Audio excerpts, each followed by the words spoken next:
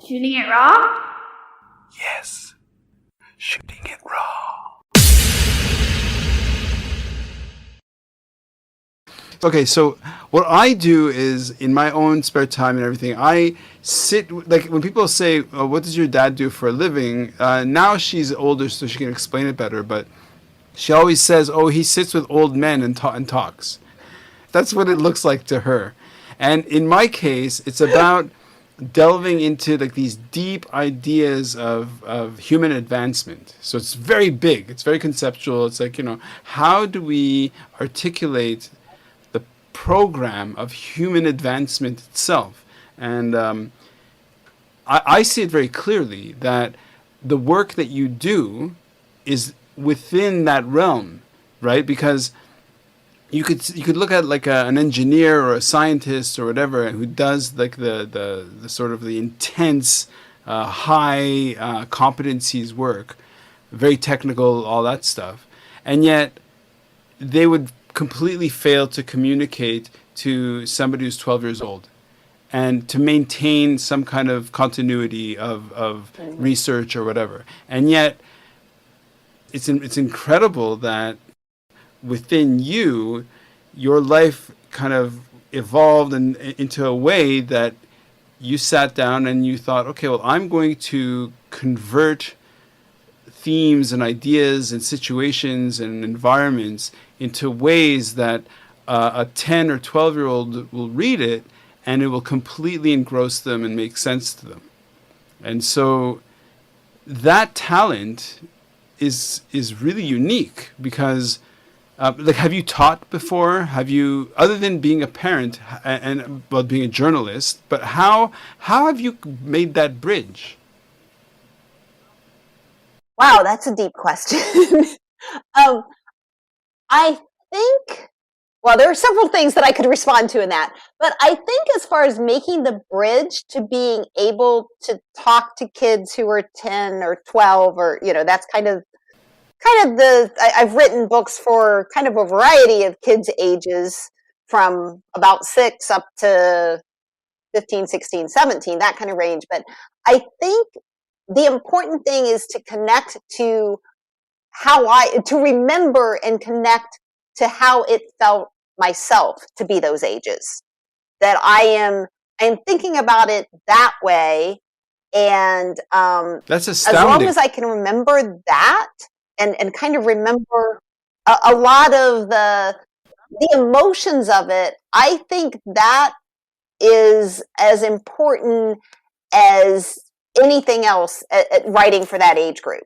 Because when I forget that, or when I am relating to kids as a parent, or I've taught as well, or as a teacher, like the adult talking down to kids, I kind of think that's when you lose them. Sure, for sure. Because there's a different way of seeing kids when you're in charge of, making sure that they do their homework, or, you need to, well, like you reminded your daughter to brush her teeth before she went to bed, which, you have to do that as a parent, but that's a different side of the brain than, oh yeah, I remember what it's like to be like, well, really, what will happen if I go to bed just this once without brushing my teeth? Sure. And then, maybe you do it and you're like, ew, my teeth feel terrible. Oh, I guess I do need to brush my teeth every night. Kind of that kind of thing, that it's a different thought process. Right. No, for sure. And I don't know if that answers your question. I went for the gross, disgusting, unbrushed teeth. It was description, perfect. So you can tell that I'm a kids writer. I went for that. Perfect. It couldn't be more perfect. Like I said, like this is going to be a whole competing tangents, because I wanted to go into a totally different direction, but then I actually brought up the photograph. I'm like, oh, I should probably describe the photo. So in this photograph, so you're standing with 3 girls. It looks like a classroom setting. Mm-hmm. You have name tags on your lapels. You're standing in front of a desk. There's a pen. There are a couple of books, hardcover, hardbound, that look brand new. it says Children of Exile. And they're really nice. It's a nice portrait. So what is the situation? And it looks like it's a book signing event. Take it away. What am I looking at? So yes, you were looking at, well, that was during or right at the time of a book signing. This was an event in Central Ohio, not very far from where I live. There's this. I'll get my plug in for. There's a wonderful institution here called the Thurber House, which there was I don't know that you would be familiar with James Thurber, but he is probably the most famous writer to come out of Columbus, Ohio. Okay. And so his house, and from where he lived like roughly 100 years ago, has turned into a writer's center. Oh, wow. And they do all sorts of wonderful things that are supportive to writers and literature. And, it's a wonderful organization.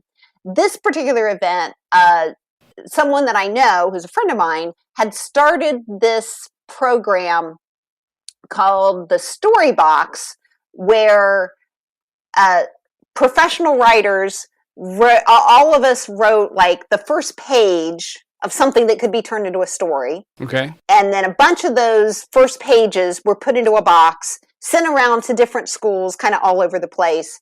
And then kids were handed these basically story starters. Yeah. And then they got to finish the story. Oh, that's great. And I found it tremendously fun to be able to do this, because I think it's so much easier to write the beginning of a story than to then do the hard work to finish it.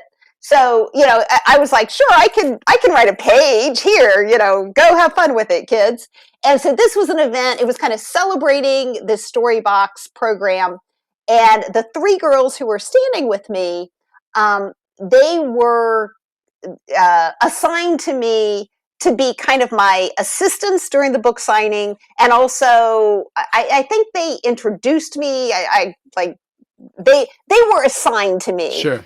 And they were writers themselves. They had all participated in their program. They were all girls who wanted to be writers and were very talented for their age, much more so than I was at their ages.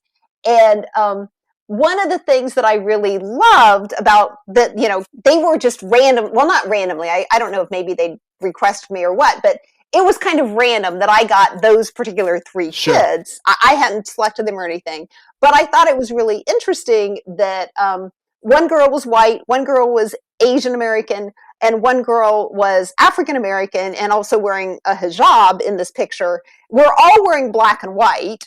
And then the girl with the hijab has on a red, it's red. So it's kind of a splash of color in the midst of things. And I thought, when the picture was taken, I thought, we're so balanced. And I think for a lot of people, the first thing you would notice is, the racial differences there. Sure. But, and that may be like somebody looking at that picture that you did not point this out, which you live in a very diverse city, I think. And so maybe that wasn't what sprung to mind first. But I think a lot of people looking at that picture would first notice the differences between us. I just thought it was interesting, and this kind of goes back to what I was saying, that as a kid, I was growing up in an area where pretty much everybody was white, and for me to get a sense of, okay, there's a lot more diversity out there in the world, I got that through books, and then it's kind of funny, this is here in Central Ohio, this is a half an hour from where I live, and these are all people who live in Central Ohio. All of that was very close by. Right. And I didn't necessarily see it as a kid. Right. And so that's one thing that I got from that. But the other thing is, a lot of people would look at this picture and say, those three girls are very different, just because, you look at a picture and you see skin color. Sure. But all of us were writers. Yep. And you could also say I'm a lot older than these girls, but all of us were writers. All of us had that same passion. Sure. Obviously, I was the person who's the published writer. They haven't yet reached that, but, they may very well at some point, may very well surpass anything I've done. I don't know. I like this picture because it's, in one sense, everybody's the same. And that's not necessarily what people would say when they see this picture. Right. That I definitely felt a connection to these girls as we're all writers. Yeah. Okay, so one of the things I'll let you in on is in my 20s, I was run over by a car and I had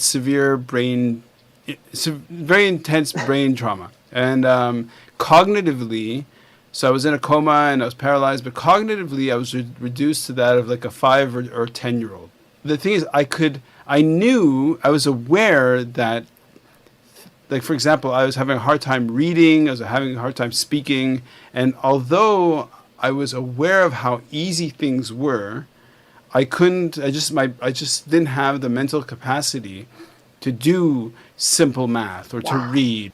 And then that gave me a very visceral experience with this feeling that, we're born, we grow up, we mature, we get older, and then we die. But like that, our timeline is a kind of it's just that we fall at different states on our timelines. And so right now in this photograph, you're with these 3 girls who are younger than you, who don't have the experience and the exposure and the maturity and everything. But in a way, what separates you isn't competence of writing, but in a way it's that shared essence, for example, of I'm going to create narrative with whatever capacity of language that I have, right? So yeah, you've trained as a writer, and your skill is far beyond where theirs is, but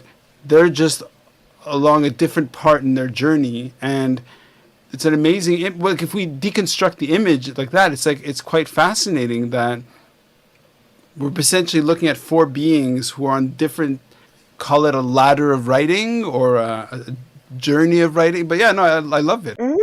I could talk about this stuff all the time. I love it.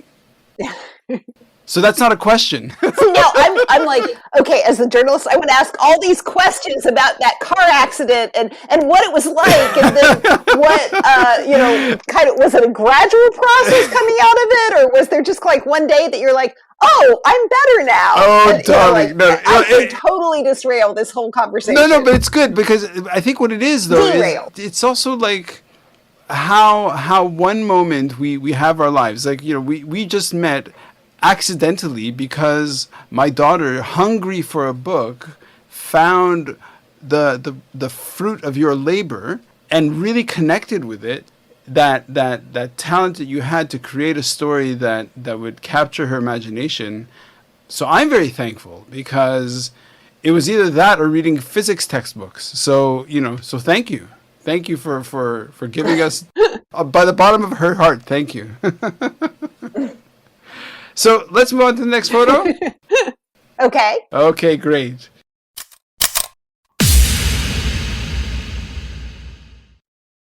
So is life really a gift? Really? Can you make every second count? That's the whole point of the podcast. So if you like what you've seen and you're inspired, because that really is my mission, then please give it a like, subscribe, and share. Shooting it raw? Yes, shooting it raw.